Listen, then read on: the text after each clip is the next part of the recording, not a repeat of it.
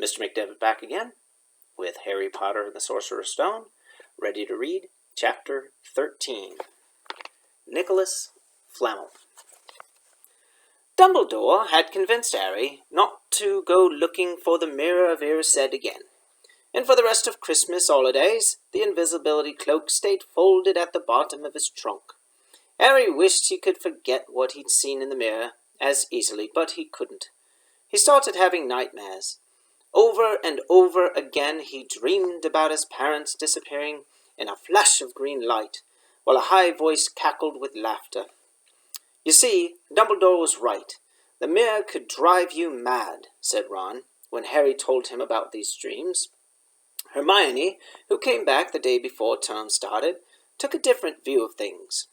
She was torn between horror in the idea of Harry being out of bed, roaming the school 3 nights in a row, if Filch had caught you, and disappointment that he hadn't at least found out who Nicholas Flamel was. They had almost given up hope of ever finding Flamel in a library book, even though Harry was still sure he'd read the name somewhere. Once term had started, they were back to skimming through books for 10 minutes during their breaks. Harry had even less time than the other two because Quidditch practice had started again. Wood was working the team harder than ever. Even the endless rain that had replaced the snow couldn't dampen his spirits.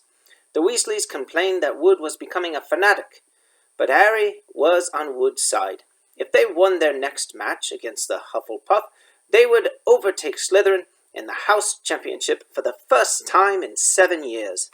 Quite apart from wanting to win, Harry found that he had fewer nightmares when he was tired out after training. Then, during one particularly wet and muddy practice session, Wood gave the team a bit of bad news. He'd just gotten very angry with the Weasleys, who kept dive-bobbing each other and pretending to fall off their brooms. "Will you stop messing around?" he yelled. "That's exactly the sort of thing that'll lose us the match.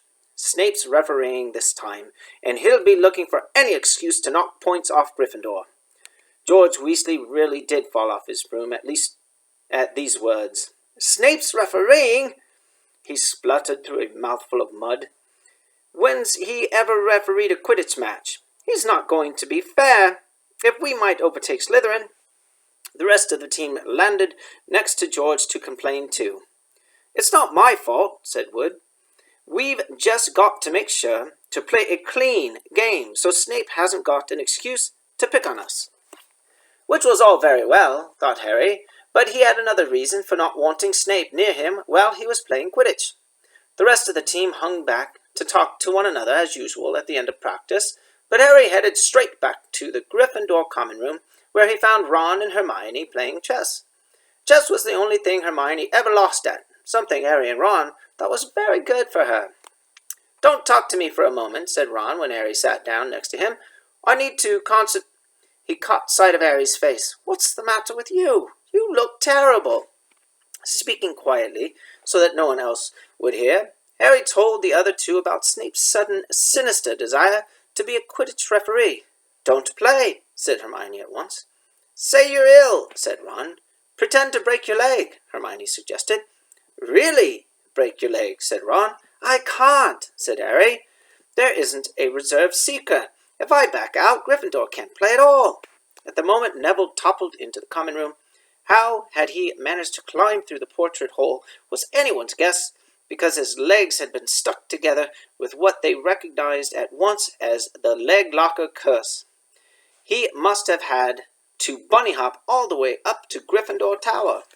Everyone fell over laughing except Hermione, who leaped up and performed the counter curse. Neville's legs sprang apart, and he got to his feet, trembling. "What happened?" Hermione asked him, leading him over to sit with Harry and Ron. "Malfoy," said Neville shakily. "I met him outside the library. He said he'd been looking for someone to practice that on." "Go to Professor McGonagall," Hermione urged Neville. "Report him." Neville shook his head. "I don't want more trouble," he mumbled. "You've got to stand up to him, Neville," said Ron. "He's used to walking all over people. But that's no reason to lie down in front of him and make it easier." There's no need to tell me I'm not brave enough to be in Gryffindor. Malfoy's always done that, Neville choked out. Harry felt in the pocket of his robes and pulled out a chocolate frog, the very last one from the box Hermione had given him for Christmas. He gave it to Neville, who looked as though he might cry. You're worth 12 of Malfoy, Harry said. The Sorting Hat chose you for Gryffindor, didn't it? And where's Malfoy? In stinking Slytherin. Neville's lips twitched in a weak smile as he unwrapped the frog. Thanks, Harry. I think I'll go to bed. Do you want the card? Oh, you collect them, don't you? As Neville walked away, Harry looked at the famous wizard card. Dumbledore again, he said. He was the first one I ever... He gasped. He stared at the back of the card. Then he looked up at Ron and Hermione. I found him, he whispered. I found Flamel. I told you I'd read the name somewhere before. I read it on the train coming here. Listen to this. Dumbledore is particularly famous for his defeat of the dark wizard Grindelwald in 1945, the discovery of the 12 uses of dragon's blood, and his work on alchemy with his partner, Nicholas Flamel. Hermione jumped to her feet. She hadn't looked so excited since they'd gotten back to the marks for their very first piece of homework. Stay there, she said, and she sprinted up the stairs to the girls' dormitories. Harry and Ron barely had time to exchange mystified looks before she was dashing back, an enormous old book in her arms. I never thought to look in here, she whispered excitedly. I got this out of the library weeks ago for a bit of light reading. Light, said Ron. But Hermione told him to be quiet until she'd looked something up, and started flicking frantically through the pages, muttering to herself. At last she found what she was looking for. I knew it! I knew it! Are you allowed to speak yet? Said Ron, grumbly. Are we allowed to speak yet? Said Ron, grumbly. Hermione ignored him. Nicholas Flamel, she whispered dramatically, is the only known maker of the Sorcerer's Stone. This didn't have quite the effect she'd expected. The what? Said Harry and Ron. Oh, honestly, don't you two read. Look, read that. There. She pushed the book toward them, and Harry and Ron read. The ancient study of alchemy is concerned with making the Sorcerer's Stone, a legendary substance with astonishing powers. The stone will transform any metal into pure gold. It also produces the elixir of life, which will make the drinker immortal. There have been many reports of the Sorcerer's Stone over the centuries, but the only stone currently in existence belongs to Mr. Nicholas Flamel, the noted alchemist and opera lover. Mr. Flamel, who celebrated his 665th birthday last year, enjoys a quiet life in Devon with his wife, Perenelle, 658. See? Said Hermione.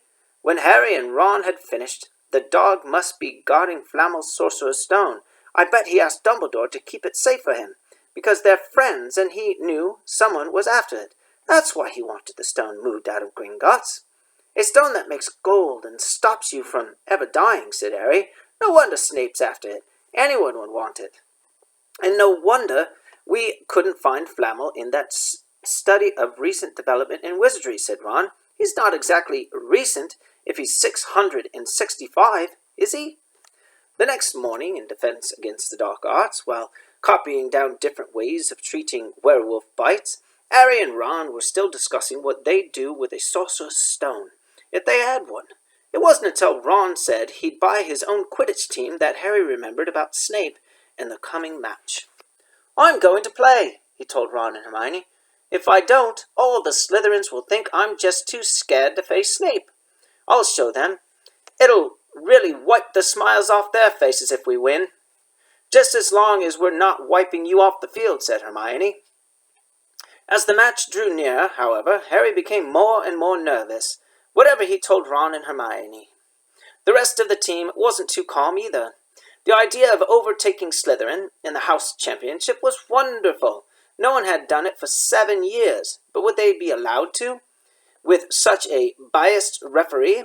Harry didn't know whether he was imagining it or not, but he seemed to keep running into Snape wherever he went. At times he even wondered whether Snape was following him, trying to catch him on his own. Potions lessons were turning into a sort of weekly torture. Snape was so horrible with Harry. Could Snape possibly know they'd found out about the Sorcerer's Stone? Harry didn't see how he could, yet he sometimes had the horrible feeling that Snape could read minds. Harry knew, when they wished him good luck outside the locker rooms the next afternoon, that Ron and Hermione were wondering whether they'd see him alive again. This wasn't what you'd call comforting. Harry hardly heard a word of Wood's pep talk as he pulled out his Quidditch robes and picked up his Nimbus 2000. Ron and Hermione, meanwhile, had found a place in the stands next to Neville, who couldn't understand why they looked so grim and worried, or why they had both brought their wands to the match. Little did Harry know that Ron and Hermione had been secretly practicing the leg locker curse. They'd gotten the idea from Malfoy using it on Neville, and were ready to use it on Snape if he showed any sign of wanting to hurt Harry. Now don't forget, it's locomotor mortis, Hermione muttered as Ron slipped his wand up his sleeve. I know, Ron snapped. Don't nag. Back in the locker room, Wood had taken Harry aside. Don't want to pressure you, Potter, but if we ever need an early capture of the snitch, it's now. Finish the game before Snape can favor Hufflepuff too much. The whole school's out there, said Fred Weasley, peering out at the door. Even blimey Dumbledore's come to watch. Harry's heart did a somersault. Dumbledore, he said, dashing to the door to make sure. Fred was right. There was no mistaking that silver beard.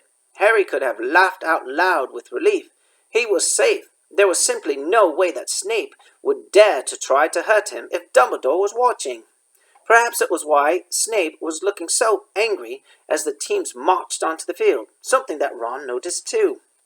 I've never seen Snape look so mean, he told Hermione. Look, they're off. Ouch! Someone had poked Ron in the back of the head. It was Malfoy. Oh, sorry, Weasley. Didn't see you there. Malfoy grinned broadly at Crabbe and Goyle. Wonder how long Potter's going to stay on his broom this time. Anyone want to bet? What about you, Weasley? Ron didn't answer. Snape had just awarded Hufflepuff a penalty because George Weasley had hit a bludger at him. Hermione, who had all her fingers crossed in her lap, was squinting fixedly at Harry, who was circling the game like a hawk, looking for the snitch. You know how I think they choose people for the Gryffindor team? Said Malfoy loudly a few minutes later, as Snape awarded Hufflepuff another penalty for no reason at all. It's people they feel sorry for. See, there's Potter, who's got no parents. Then there's the Weasleys, who've got no money. You should be on the team. Longbottom, you've got no brains. Neville went bright red, but turned in his seat to face Malfoy. I'm worth 12 of you, Malfoy, he stammered. Malfoy, Crabbe, and Goyle howled with laughter, but Ron, still not daring to take his eyes from the game, said, You tell him, Neville. Longbottom, if brains were gold, you'd be poorer than Weasley, and that's saying something. Ron's nerves were already stretched to the breaking point with anxiety about Harry. I'm warning you, Malfoy. One more word. Ron, said Hermione suddenly. Harry! What? Where? Harry had suddenly gone into a spectacular dive, which drew gasps and cheers from the crowd. Hermione stood up, crossed her fingers in her mouth as Harry streaked toward the ground like a bullet. You're in luck, Weasley. Potter's obviously spotted some money on the ground, said Malfoy. Ron snapped. Before Malfoy knew what was happening, Ron was on top of him, wrestling him to the ground. Neville hesitated, then clambered over the back of the seat to help. Come on, Harry! Hermione screamed, leaping onto her seat to watch as Harry sped straight at Snape. He didn't even notice Malfoy and Ron rolling around under her seat, or the scuffles and yelps coming from the whirl of fists that was Neville, Crabbe, and Goyle. Up in the air, Snape turned on his broomstick just in time to see something scarlet shoot past him, missing him by inches. The next second, Harry pulled out of the dive, his arm raised in triumph, the snitch clasped in his hand. The stands erupted. It had to be a record. No one could ever remember the snitch being caught so quickly. Ron, where are you? The game's over. Harry's won. We've won. Gryffindor is in the lead, shrieked Hermione, dancing up and down on her seat and hugging Parvati Patil in the row in front. Harry jumped off his broom a foot from the ground. He couldn't believe it. He'd done it. The game was over. It had barely lasted 5 minutes. As Gryffindors came spilling onto the field, he saw Snape land nearby, white-faced and tight-lipped. Then Harry felt a hand on his shoulder and looked up into Dumbledore's smiling face. "Well done," said Dumbledore quietly, so that only Harry could hear. "Nice to see you haven't been brooding about the mirror. Been keeping busy. Excellent." Snape spat bitterly on the ground. Harry left the locker room alone, some time later, to take his Nimbus 2000 back to the broom shed. He couldn't ever remember feeling happier. He'd really done something to be proud of now. No one could say he was just a famous name anymore. The evening air had never smelled so sweet. He walked over the damp grass, reliving the last hour in his head, which was a happy blur. Gryffindors running to lift him onto their shoulders, Ron and Hermione in the distance jumping up and down, Ron cheering through a heavy nosebleed. Harry had reached the shed. He leaned against the wooden door and looked up at Hogwarts, with its windows glowing red in the setting sun. Gryffindor in the lead. He'd done it. He'd shown Snape. And speaking of Snape, a hooded figure came swiftly down the front steps of the castle, clearly not wanting to be seen. It walked as fast as possible toward the forbidden forest. Harry's victory faded from his mind as he watched. He recognized the figure's prowling walk, Snape sneaking into the forest while everyone else was at dinner. What was going on? Harry jumped back onto his Nimbus 2000 and took off, gliding silently over the castle. He saw Snape enter the forest at a run. He followed. The trees were so thick he couldn't see where Snape had gone. He flew in circles, lower and lower, brushing the top of branches of trees until he heard voices. He glided toward them and landed noiselessly in a towering beech tree. He climbed carefully along one of the branches, holding tight with his broomstick, trying to see through the leaves. Below, in a shadowy clearing, stood Snape, but he wasn't alone. Quirrell was there too. Harry couldn't make out the look on his face, but he was stuttering worse than ever. Harry strained to catch what they were saying. "Don't know why you want to meet me here, of all places, Severus." "Oh, I thought we'd keep this private," said Snape, his voice icy. "Students aren't supposed to know about the Sorcerer's Stone after all." Harry looked forward. Quirrell was mumbling something. Snape interrupted him. "Have you found out how to get past the beast of Hagrid's yet?" But Severus, you don't want me as your enemy, Quirrell," said Snape, taking a step toward him. I don't know what you... "You know perfectly well what I mean." An owl hooted loudly, and Harry nearly fell out of the tree. He steadied himself in time to hear Snape say, "Your little bit of hocus pocus, I'm waiting. I don't..." "Very well," Snape cut in. "We'll have another little chat soon, when you've had time to think things over and decided where your loyalties lie." He threw his cloak over his head and strode out of the clearing. It was almost dark now, but Harry could see Quirrell standing quite still as though he was petrified. "Harry, where have you been?" Hermione squeaked. "We won! You won! We won!" shouted Ron, thumping Harry on the back, "and I gave Malfoy a black eye, and Neville tried to take on Craven Goyle single-handed. He's still out, cold, but Madame Pomfrey says he'll be all right. Talk about showing Slytherin. Everyone's waiting for you in the common room. We're having a party. Fred and George stole some cakes and stuff from the kitchens." "Never mind that now," said Harry breathlessly. "Let's find an empty room. You wait till you hear this." He made sure Peeves wasn't inside before shutting the door behind them. Then he told them what he'd seen and heard. "So we were right. It is the Sorcerer's Stone, and Snape's trying to force Quirrell to help him get it. He asked if he knew how to get past Fluffy, and he said something about Quirrell's hocus pocus. I reckon there are other things guarding the stone apart from Fluffy, loads of enchantments probably, and Quirrell would have done some anti-dark art spell that Snape needs to break through." "So you mean the stone's only safe as long as Quirrell stands up to Snape?"